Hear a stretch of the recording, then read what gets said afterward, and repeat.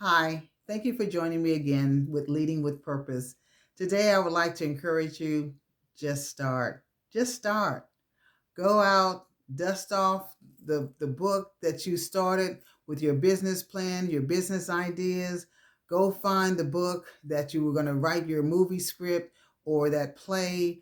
Go find the book that you had your recipes in because you were going to, do a cookbook. Go dust to find the book and where your maybe your exercise, your exercise guru, and how you're going to do your videos. Go find the book. Go find the book and start and read it. And if you say, "Well, I don't have a book," make a book. Let today be the day. We're now in a new year. Say new year. Put that in the comments. New year 2025. And we thrive. We thrive in 2025. Put that in the comments. We thrive in 2025. But go. I want you to be motivated. I want you to be encouraged. Again, it's a new year, a new day, a new season, a new start. And this is what we're going to do. We're going to just start. And that's what keeps a lot of people behind and not encouraged to or motivated because they don't know how to start. So again, for so many people, I know I've heard so many people, oh, I want to do what you're doing. And or they were planning on doing it maybe 5, 10, 15 years ago. I'm encouraging you, go find that book that you started, that you had your ideas, you had your goals, you had your vision for whatever the business was, whatever it is that you wanted to do. Go find that book. You know where that book is at. And then our book might be in the garage. It might be dusty. I don't know. It may be in the attic. That book is somewhere. But if you can't find that book, and we're going to start anew because again, clean slate. We've got a new year, a new day, clean slate. But you'll remember those ideas. You'll remember the vision that you had, and that you'll be able to, write those visions, write your goals, write what your purpose, write what it is that you want to do, that you desire to do.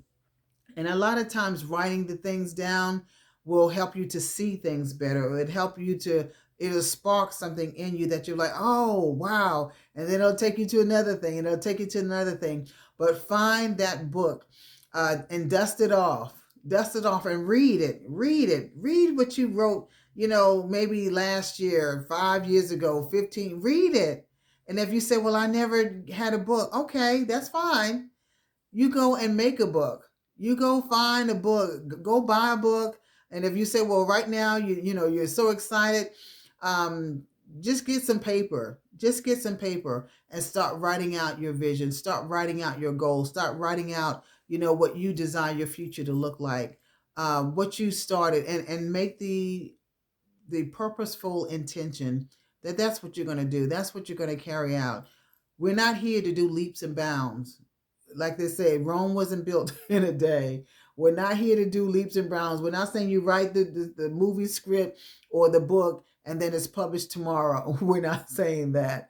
But we are saying it's just to start, just to start. And that baby step is, and the most effective, important thing is just starting, getting the pen and paper and writing those things down and seeing what, or go into a moment of where you meditating, when you get yourself in a place where it's quiet, that you can be still in your thoughts.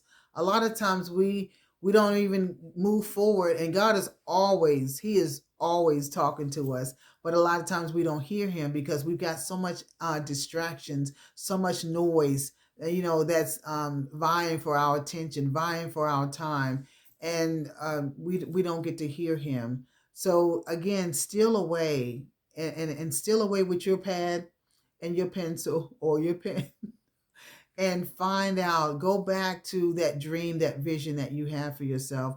But I say all that to say, for me, when the door closed where I was serving as an executive director at another nonprofit, and I said, okay, what will you have me to do? And God brought me to, the youth that had aged out of foster care. And I said, that's what I'll do. And then I started thinking of, okay, and this was like the latter part of 2019, the latter part of 2019. And I was just like, okay. So then when 2020 came, he gave me, the latter part of December of 2019, what he wanted me to do. And I said, okay. And then I had different names. And then I came across the name that I have. And he was like, okay. And then that's when all the pieces fit together, that he showed me that those 7 years, a little over 7 years that I was there, that all of that was purpose. All of that was preparation. All of that was a stepping stone for me, for him to get me where he had already called and purpose for me to do. And that was to do my own. I would have been content, working at somebody else's nonprofit as the executive director. And, but God was like, no, no, no. What I put in you, you can do it yourself. You don't need to, utilize the gifts and talents that I've given you to help, better somebody else, somebody else's organization or business. You use those gifts for yours.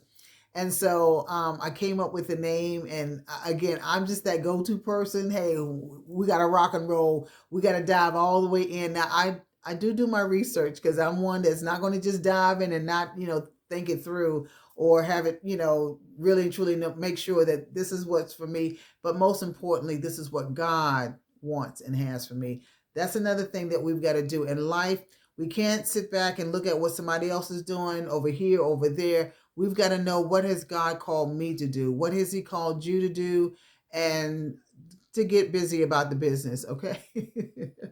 But to know that I got, excited with the name. I asked a few family and friends that I really and truly entrusted their judgment.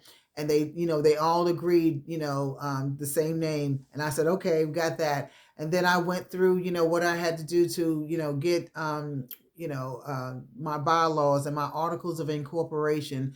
So when January came around, I submitted for my bylaws and my articles of incorporation for my 501c. Well, at the time it was just my, my baby. And so I did that, and that was January. And so again, it's now January again. 5 years. Where did 5 years of my life go? Can somebody tell me? So put it in there. Where did 5 years go? Where's the 5 years? Where did 5 years of my life go? I have no clue where it went.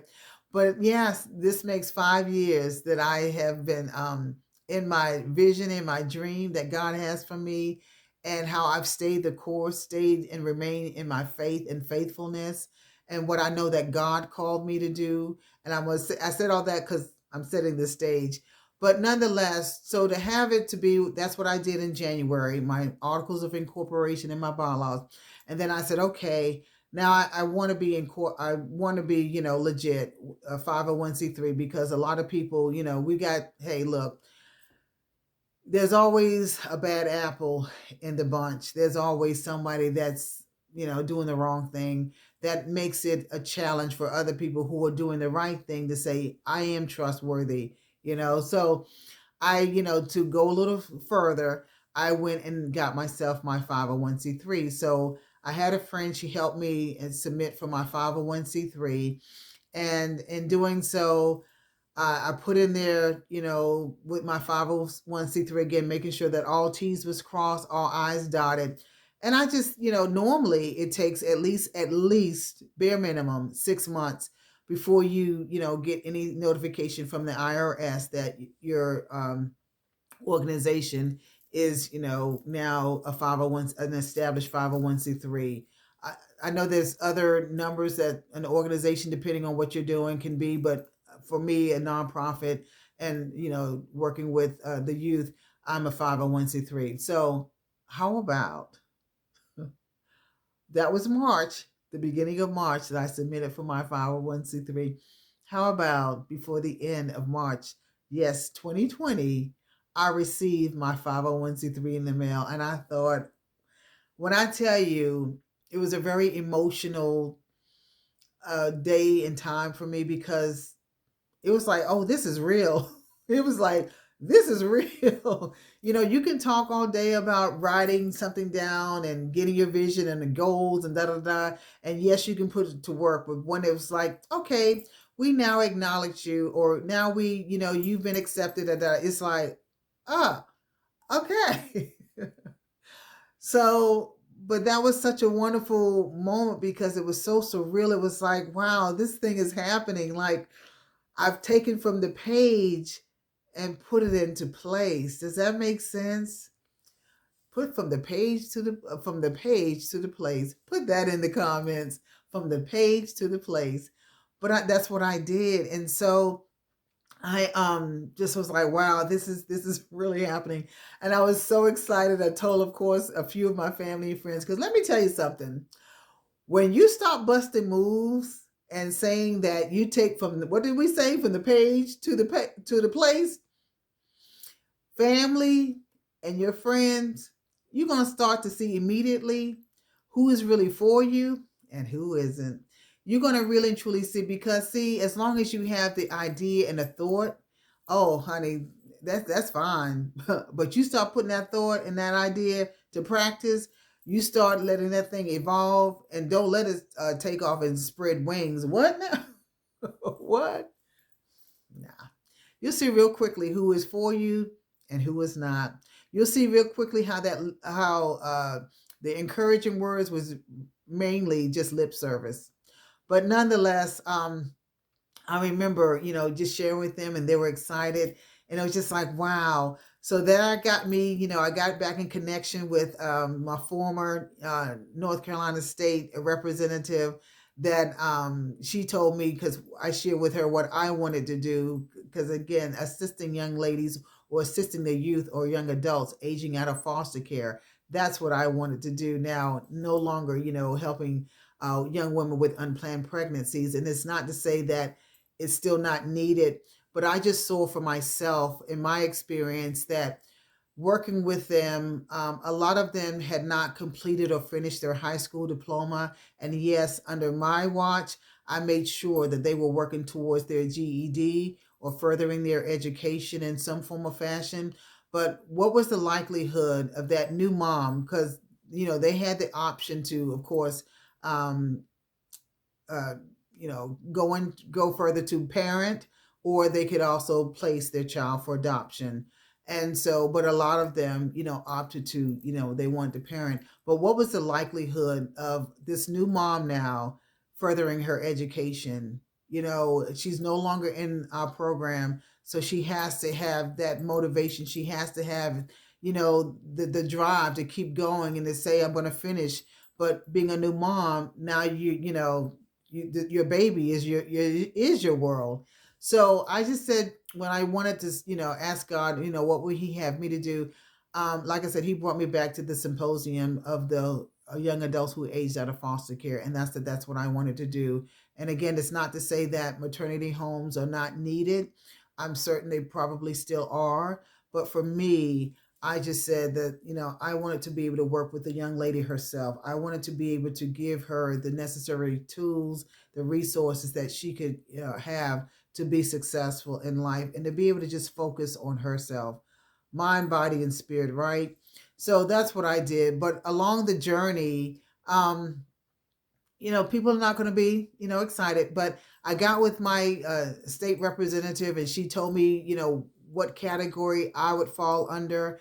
And I got busy about the work in regards to writing down my policies and my procedures, writing down for my, in accordance with the state, but then also for my own organization, because I was very good at that, honey. I'm good at some policies and procedures. I'm good at some house rules.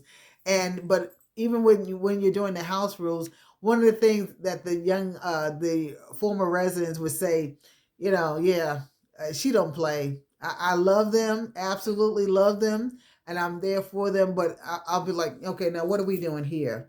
And sometimes they give a pushback. I'm pushing back too, and I don't mean a physical pushback, but I would always want to get them to that accountability. We've got to be accountable for our actions, for the things that we do, and even the things we don't do. So as we keep pushing back, because I'm like, I'm not going to get tired. They didn't know that, but they saw that I genuinely loved them. They saw that I genuinely cared, and because of that, I saw them busting strides. And when I tell you, for those who would be so quick to just snap off at someone, For example, one young lady, she was at a job, and before her boss or manager would say something to her, and she would, and I would be like, ooh, she shared it with me when I would, pick her up. And I was like, ooh, I said, well, do you think that that was the best thing? And she was like, well, I know, but, he made me mad. Da, da, da, da. I said, well, but we've got to learn how to, navigate that. I said, because we can't go every place. And, the first thing that somebody says or does to us, we just, snap off, or, we got to tell it like it is. I said, because you need a job. You need a job. And so that resonated with her. That I think it was maybe a week later, a similar situation or whatever happened. And when I went to pick, she said, you know what? And I didn't even let it phase me. And I said, that's what I'm talking about, baby girl. Now that right there, put it in the comments. Don't let it phase you. Don't let it phase you. But yeah, so just doing those different things. But I wanted to be able to work with the young lady herself. I didn't want to do the maternity part or the pregnancy part of it all. But you'll see, very quickly, those who are for you and those who are not. But in doing so, I got the 501c3, and I started with my policies and my procedures and my house rules. And I just started visualizing, remembering what worked, what didn't work, because that's the life and times as an executive director, as a founder, I'll just say as an executive director, because a founder doesn't necessarily have to be all that one who's all that much engaged. But as an executive director, you know the ins and outs of what's needed, what's not, what will work, what doesn't. And it's always trial and error. But I say all that to say this to you. Let's start. Start. You're going to start. Make the commitment to start.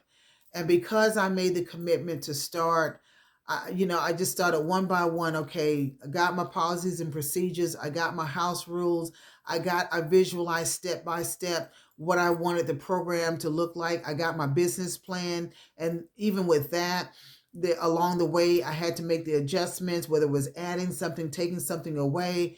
But just get your visualization going on in regards to what you're looking for, what you want your business to look like, and I use it as an example all the time. You know, we can leave our homes, and I know this the end time you don't even have to leave your home.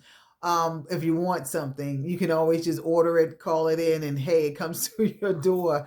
But just think, if you were to, whether you order online or you're out, you leave your home and you go out. If you have a taste for a hamburger, okay, vegans and vegetarians, we're not talking about you. Okay, you're a veggie burger. Okay. But if you have a taste for a hamburger, literally, how many places can you go? How many restaurants have hamburgers on the menu? Like, but are they shut down? Did that stop somebody from saying, oh, wait, we won't put hamburgers on because, this organization has got that on lockdown, on this organization? Yeah. No. Even today, there's people who say, you know what?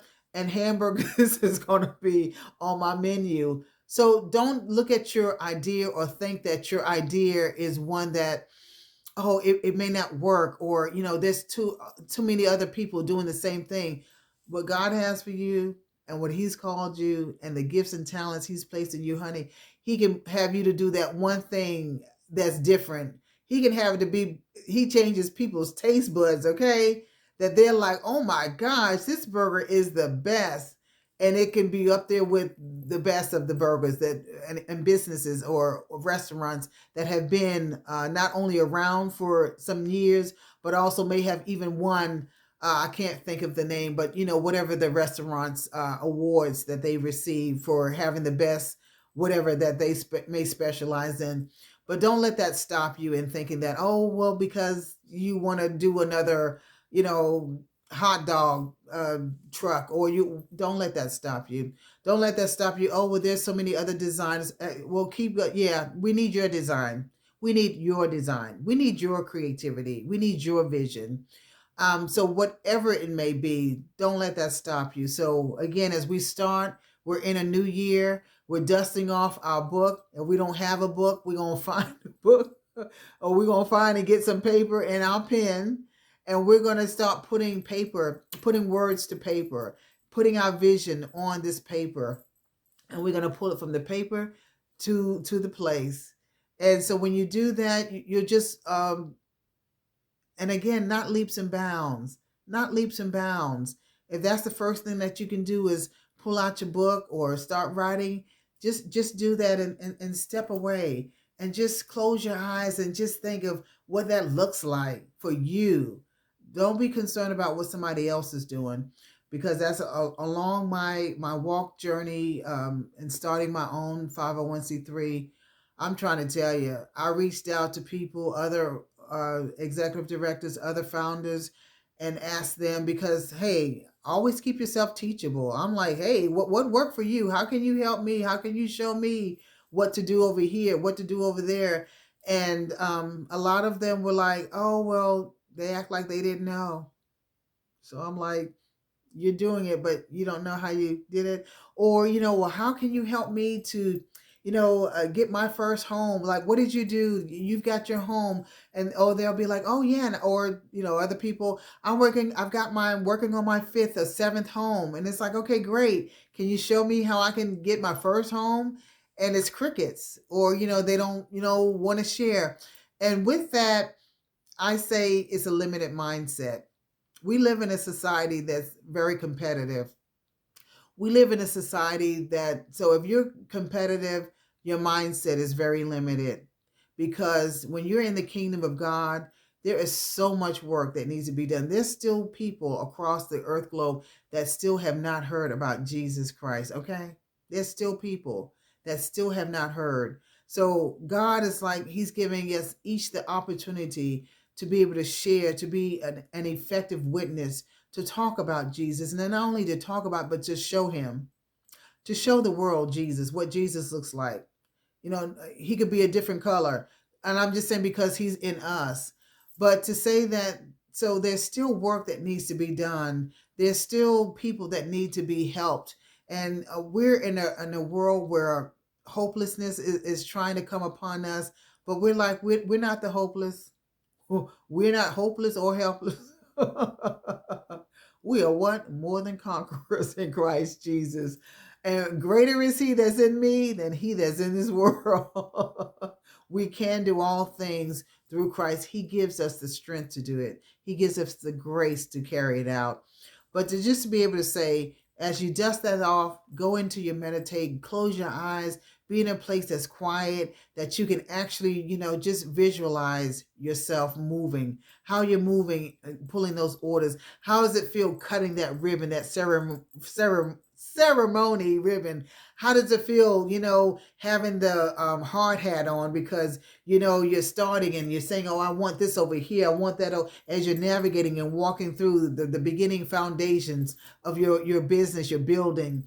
What does it look like you sitting behind your desk, writing out whatever it is you're writing out, writing that next book, writing that script, that play, writing, your cookbook. What does it look like you being, in your space where you're creating? Maybe you do ward, what is it?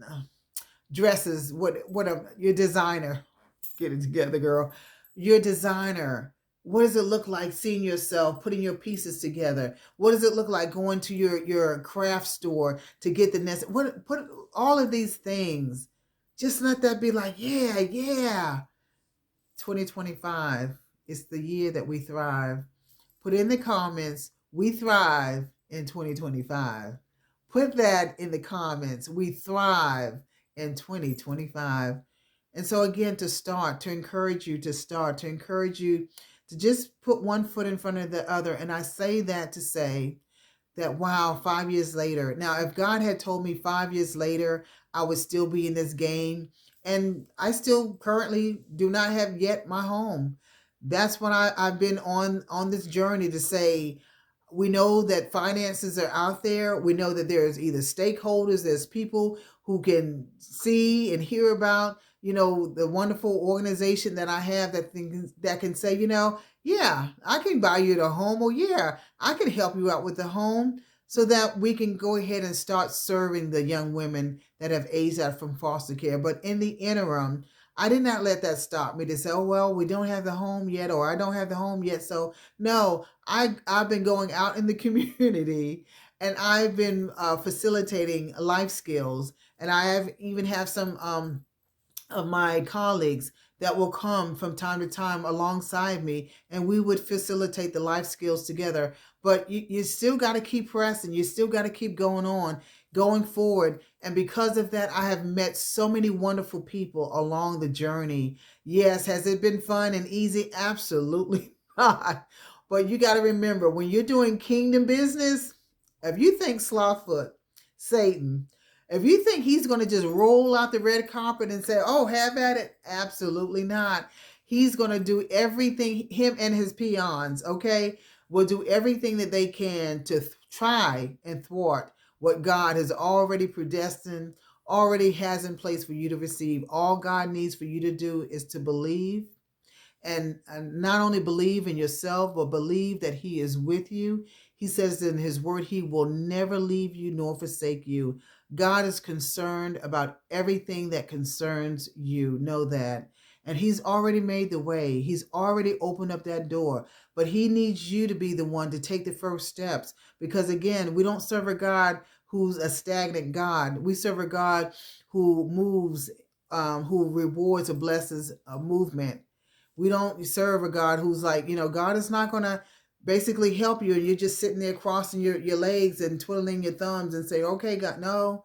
God's like, I'm going to need you. I'm going to need you, to stop busting some moves. I'm going to need you to show me that, you want this. And as, the saying is, are you thirsty? We don't need you to be thirsty. We need you to be hungry. Put it in there. I'm hungry. Put it in the comments. I'm hungry. But that you're hungry for it. You're hungry for it. You're ready for it. And again, this is not leaps and bounds. This is not that it's got to get all done in a day or even by the end of the week, or even by the end of this month. But we're just going to start. We're going to start. And we're going to do little by little. We're going to work on it. We're going to, whatever it may be. And when you keep yourself still and quiet before the Lord, he'll reveal to you. He'll show you what the next thing is that he wants you to do. And when he does, a lot of times it may be a little frightening. It may be a little, like, oh my gosh, but do it unafraid. Do it unafraid. You might be trembling, but you're trusting. Trembling, but you're still moving forward. And so that's what it's about. So I encourage you, start. Find that book. If you don't have the book, get a book. If you don't have the book, pull out some paper. Use a copy of paper. You gotta use the copy of paper. Pull out your pen. You don't have a pen, pull out your pencil. You don't have pull out a marker. Just start. Just start. And believe in yourself. And again, find that one, just start with one. You don't have to tell you and bring your ideas to a whole bunch of people. Just that one person or family member or someone that they have your back. Someone that they will encourage you. They will uplift you. They will cheer you on along because you're going to need it. You're going to need it because there will be days and times that you're like, I'm tired. I don't want to do it. You just know. But you got to keep showing up because that's 90% of success is just showing up. When you show up, and again, showing up for yourself, and when you show up, whatever that is, you're showing up for your future product, your future business, your future goal, whatever that is, to be a benefit and make an impact on the life of others. Because other people need what God has placed in you. Whether it's you can sing, you can write songs or lyrics, whatever. We're gonna write Christian lyrics that's gonna edify and uplift the Lord. Okay, we're not gonna send out trash or things that's non-essential and that doesn't benefit or encourage us or strengthen us in the things of God. But just be able to find whatever that niche is, find whatever God has called you to do, and move forward with it. Because again, he'll tell you some things and it may be a little scary because you're going out into unfamiliar territory. But do it unafraid. Do it knowing that God is with you. Just take the step. And when you take the one step, God will take one step with you. You take the next step, and then before you know it, you'll be like, wow, the people, the experiences that you've learned and gleaned along the way how inspiring that's going to be. And especially when you, and another thing, don't look for people that's going to help you and support you to look like you. Don't look for it. Don't expect it. There's going to be, your help is going to come from the majority of the times people that don't even look like you. People that don't even look like you. You're going to be surprised. You're going to be like, what? You're willing to help? And I have a prime example at my church I serve. And I have another pastor who's the pastor over Ministries of Help. And he always teases me, oh, doctor, pastor, whatever, because I have my doctorate in theology, but he always teases me. That's our little love language, I guess. But he always teases. So somebody else, another volunteer, heard him say that. And he was like, but how are you? So then, when he left, he was like, wait a minute. So you, and I was like, yeah, I've got my doctorate there. And I'm just moving on because I'm like, we here to volunteer. And so the next thing he's like, well, what do you do? And so I told him about my, nonprofit. And so from that, that just sparked up a conversation. And I just thought, okay, he's not really, I just took it. He wasn't all that interested, but he really and truly was interested. Because every time, the next week that we had to come to volunteer, he asked me more and more. And so he had his business in real estate many moons ago, but he had a home somewhere that he was looking to sell. And he said, I've been wanting to sell this home. He said it's, for some years. And he said, he said, I would like for you to be in prayer with me that, it sells. And when it does, he says, I would like to be a blessing, to your organization. And I thought, okay, I'm thinking to myself, small talk. Because again, when you're so used to someone saying, oh, I'll help you. Oh, yes, I'm there with you, da, da, da. You end up when it's showtime, crickets. So this walk life is not for the faint at heart. It's not for it's not for those who are gonna, the first no you get, you're gonna, scurry away and be, no, this is not. This is not for you. You got to have, a strong back. You just got to be 10 toes deep in this thing. And so I said, sure. And so, I went home, whatnot, and I just prayed, when my time of spending time with God, and I just lifted him up and what he was trying to do before the Lord. And I promise you, it was within 2 months. Now his home had been on, I guess one of his homes he was trying to sell. I think he said about 20 something years, but it ended up selling. And he said, me and my wife, we want to take you out to lunch and we got a check for you. And I said, okay. And again, I'm thinking the most, maybe $500. I mean, whatever. When I tell you, when he slid that check over to me, I had to do a double check. Like, what now? What now? What a wonderful blessing. And I tell you, he looks nothing like me. Of course, he looks nothing like, because he's a man. I'm a female. But then, and again, he's not black. He's not a man of color. And I was just like, wow. So when you are in, whatever your business is, whatever your vision is for yourself, always know that your help, your support is not necessarily going to look like you. And that's what I want you to get, because I think a lot of times as people, we can get wrapped up and caught up that it's got to be, me and my community, but no. And then you don't want to ever shortchange yourself, and not trying to partner or not communicate or not develop some kind of, relationship or rapport with people that don't look like you, because they can be people that can give you the information, help you tap into the resources that's available. They can be able to tell you what worked for them, what didn't work for them. And it doesn't matter all the time that you're not in the same niche, so to speak, or you're not doing the same thing.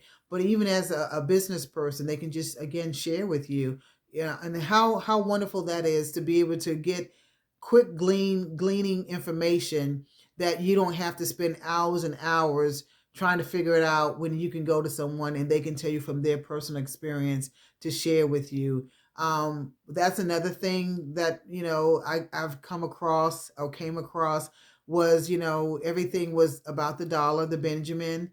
And even with me saying, hey, I'm grassroots, I'm starting out, you don't have the pockets, you don't have the finances right then and there. And a lot of people were like, well, for 30 minutes I charge this amount, and you're like, okay. So now someone's got to pay for your time to spend. And again, no one is saying to give your gifts and talents for free, but everything can't be about bank. Everything, for someone to, for you to be able to spend a few minutes sharing with somebody. I mean, look what I'm doing. I'm here on YouTube and I'm going into like over 35 minutes. I'm going to shorten this, I promise. But I'm just saying it doesn't cost anything to be able to share with someone, a quick question, give it a quick answer. Everything doesn't have to be connected to a dollar. But anyway, just to know, start. And when you start, I want you to also, and then put in the comments, my why. Put in the comments my why. And the reason being is because you're going to need to know your why. When you hit walls, when you get people that started off saying, yes, I'll help you. Yes, I'll do this and I'll do that. And again, when it's time to show up and then you got crickets, no one's returning an email, a phone call, a text, you got to be able to know your why. When you're going to hit walls, you're going to be discouraged, you're going to be let down. But again, that's why you got to know the importance of your why. Why are you doing this? Why did you start this? So that you don't be like the Israelites in the wilderness and just stop mumbling and complaining and saying, oh, you know what? We were doing better when we were over there in Egypt. In Egypt, you were a slave. You were a slave and barely getting and being fed slop food for the lack of it. So them lentils that you was talking about, child, please, bye, Felicia. But to know, you don't want to go back. So have your why. Have your why. Why are you doing this? Don't say I'm doing this because you're trying to make bank. You're trying to be the first millionaire. That can be something, that can be a goal. But it's got to be more than just because you're here to make bank, you know. And one of the things that I know my pastors share, that money follows ministry. So as long as you're doing it, and you're doing it for the right reason, your why, then in time you'll be rewarded. The finances will come. The people will. Finances doesn't always have to be money. Finances can be people, God sending people with the gifts and talents that He's already put in them and that they have cultivated, whether they went to school to further or craft their gift and talent, or they just worked on that thing, or whatever it may be. Because when someone's helping you out with a video, I'm just saying, someone's helping you out with a business plan, that's money. I mean, because people do pay for business plans, you know what I'm saying? So people's gifts, and God always tell you your gift will make room for you. It'll provide you the finances. But just know that you got to have your why. But let's start, because we're now into 38 minutes. But let's start. Let's start. It's a new year, new beginnings. It's a fresh start, wiping the slate clean. We're not looking back at 2024. We have closed the door on 2024, and we're now thriving in 2025. So we thrive in 2025. So I hope that this video inspired you, encouraged you, motivated you to get up out of your seat and say, yeah, let me find that book. Okay, I didn't have the book. Let me go ahead and get me a book, get me some paper, and let me go ahead and visualize, dream again. Because again, we'll never know what you can be. You'll never know what you can be until you take the first step and you believe in yourself. You believe in yourself. And when you're doing it, when you start and you have your why, don't focus on the left or the right of what somebody else is doing. Don't do that. You keep your eyes on the prize. Keep your eyes on Christ. And God will tell you, the Holy Spirit will lead you and guide you as to how He wants you to navigate what He's given you. Okay, so that I really truly hope that blessed someone, and that it encouraged you, and that it has called you to action to bust a move. Say, I'm busting a move. Put that in the comments. I'm busting a move. But anyway, go out, be the good that you want to be, and see. And don't forget to like, subscribe, and hit the notification for future videos. Have a great day. God bless.